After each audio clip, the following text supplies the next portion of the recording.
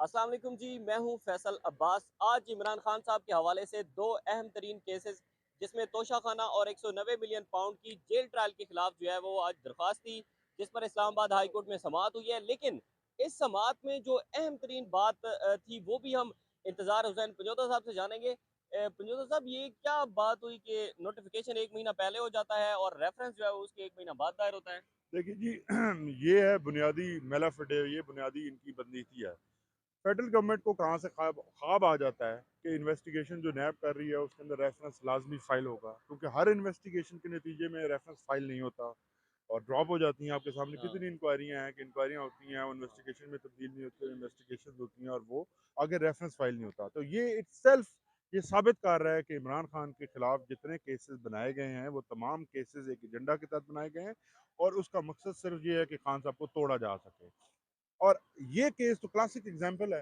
ये इसकी स्टोरी क्या थी, जरा बताएं ना हमें। ये देखिए जी कि ये कानून ये कहता है कि आपने अगर किसी का जेल ट्रायल करना है तो फिर प्रोसीडिंग्स स्टार्ट होंगी जब कोर्ट कॉग्निजेंस लेगी, यानी रेफरेंस अदालत में आ जाएगा, रेफरेंस यानी चलान अदालत में आ जाएगा, तो अदालत उसके ऊपर तलब करेगी मुलजम को। लेकिन यहाँ अदालत ने तलब नहीं किया, अदालत खुद तलब होकर जेल चली गई। चली ठीक है गई है। जी। ऐसा ही है। उसके बाद क्या हुआ कि अदालत ने फिर एक उनको तलब करना था और रिपोर्ट तलब करनी थी कि आप लेके आए, अगर वो नहीं लेके आते उसकी वजह क्या है। जैसे दूसरे केसेस के अंदर उन्होंने बताया कि सिक्योरिटी की वजह से हम खान साहब को नहीं लेके आ सकते, इसी तरह बिल्कुल। यहाँ पे बताना था। लेकिन क्या हुआ कि अदालत खुद तलब हुई वहाँ पे जेल में और अल्टीमेटली क्या हुआ कि बगैर कानूनी कार्रवाइयाँ पूरी किए हुए इस्लामाबाद हाई कोर्ट की जजमेंट के आने के बावजूद ये सब कुछ गलतियाँ की गई जानबूझकर। जो है वो एक फुर्ती है, तेजी है, बेसिकली करना क्यों चाहते हैं, ये सब क्यों हो रहा है। इसकी वजह ये है कि 8 फरवरी से पहले मैंडेट दिया हुआ है कि किसी न किसी तरह से खान को सजा देनी है। तो ये वो तेज़ी और जल्दी है कि तमाम कानून भूल चुके हैं और यही लंदन प्लान था, यही वो वजूहत हैं जिनकी बेस के ऊपर खान साहब हमेशा आवाज़ उठाते हैं कि ये सब मिले हुए हैं आपस में। ये दोनों केसेस जो हैं अब कितने पावरफुल हैं, क्योंकि साइफर के केस जो सुप्रीम कोर्ट की डायरेक्शन आई है उसके बाद शायद उसकी वो वैल्यू नहीं रही। तो ये दो इम्पोर्टेंट तरीन केसेस हैं। क्या आपको लगता है कि जो अभी तक ट्रायल जेल के अंदर हो चुका है वो फिर हाई कोर्ट से कलअदम होगा? हमें पूरी उम्मीद है क्योंकि तमाम प्रोसीडिंग्स जो इस वक्त तक बुलडोज की गई हैं वो तमाम प्रोसीडिंग्स हाई कोर्ट की फैसले की रोशनी में अगर आप देखें तो वो तमाम इलीगल एक्टिविटीज़ हैं, उनको वापस होना होगा। क्योंकि जो पैरामीटर्स और गाइडलाइन इस्लामाबाद हाई कोर्ट ने दी पहले साइफर केस के अंदर, वो जेल ट्रायल के अंदर के लिए थी, वो उनको फॉलो किए बगैर आप ट्रायल जब भी करेंगे तो वो रिवर्स होगा, उसको आप इग्नोर नहीं कर सकते। अब आए मेरिट के ऊपर। मेरिट के ऊपर ये तमाम केसेस, साइफर केस कितना हवा बनाई गई जी बिल्कुल। कि ये बहुत बड़ा केस है और ये हो जाएगा वो हो जाएगा।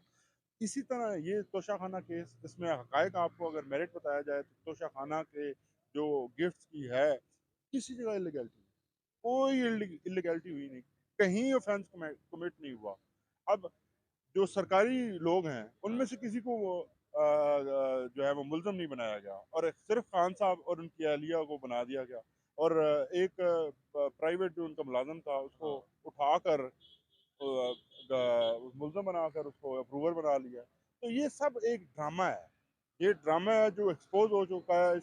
पहले आपको बताएं कि शोर मचाया हुआ था, जैसे सारा तोशा खाना जो है पता नहीं कहाँ खान साहब ने क्या कर दिया क्या कर दिया। चीज़ें जो सामने आई हैं मैं आपको तफसील बताऊं तो क्या है वो उसमें वो कुछ कल है ही नहीं। हाँ, कल वैसे हम अडयाला जेल के अंदर मैं मौजूद था जब वो खान साहब से हमारी मुलाकात हुई है। तो वो कोई 20 मिलियन डॉलर का तोहफा था, तो वो आया हुआ था गवाह लेकर के जी, वो ये तोहफा यहाँ से यहाँ गया, वो सारा बता रहा था उसका। तो हाई कोर्ट से ये मतलब उम्मीद है, क्योंकि साइफर में 2 मर्तबा ट्रायल का लदम हुआ है। हाई कोर्ट से हुआ है मियां गुल हसन औरंगजेब साहब के पास। अब भी मतलब आपको ये आप उम्मीद लगाए हुए हैं हाई कोर्ट से? बिल्कुल हाई कोर्ट से ही हमें इंसाफ की कोई तो तवक्को है। नीचे अदालतें तो बिल्कुल, जो अदालत इतना नहीं कह सकती। आपके सामने है कि हमने उनका जो नोटिफिकेशन है वो भी चैलेंज किया कि जज की जो अपॉइंटमेंट इटसेल्फ है वही इलीगल है। प्रोसीड तो तब करेंगे ना, पहले तो जज को कानूनी तौर उस पर लगाएं। वो क्या कानूनी नुक्ता है कि जज मोहम्मद बशीर साहब की जो तैनाती है वो इलीगल है? देखिए जी 2021 में जब उनको अपॉइंट किया गया था तो नैब का जो कानून है जिसके हाँ। तहत जजेस को अपॉइंट किया जाता था वो कानून कुछ और था। उस कानून में बाद अज़ां इन्होंने तब्दीली की और उसके मुताबिक फिर अब वो कानून एग्जिस्ट ही नहीं करता जिसके तहत इन्होंने इसको अपॉइंट किया था और अपॉइंटमेंट को भी उन्होंने कुछ सेव नहीं किया था। तो इस वक्त वो गैर कानूनी तौर पर तमाम काम कर रहे हैं। हमने ये पॉइंट उठाया है कि ये जज जो है इसको अख्तियार ही हासिल नहीं है यहाँ लगने का और ये प्रोसीड करने का। तो इसकी प्रोसीडिंग्स तो चले बाद में आप देखेंगे, पहले आप इसकी अपॉइंटमेंट देखें। बिल्कुल। अपॉइंटमेंट इटसेल्फ इलीगल है, क्योंकि जिस कानून के तहत वो साहब अपॉइंट हुए थे वो 2022 में ख़त्म कर दिया गया है। अच्छा। इस वक्त कानून, पहले सदर साहब के पास अख्तियार था जज को अपॉइंट करने का, और इस वक्त अख्तियार फेडरल गवर्नमेंट का है, और फेडरल गवर्नमेंट ने आज तक कोई अपॉइंटमेंट बशीर साहब की नहीं की।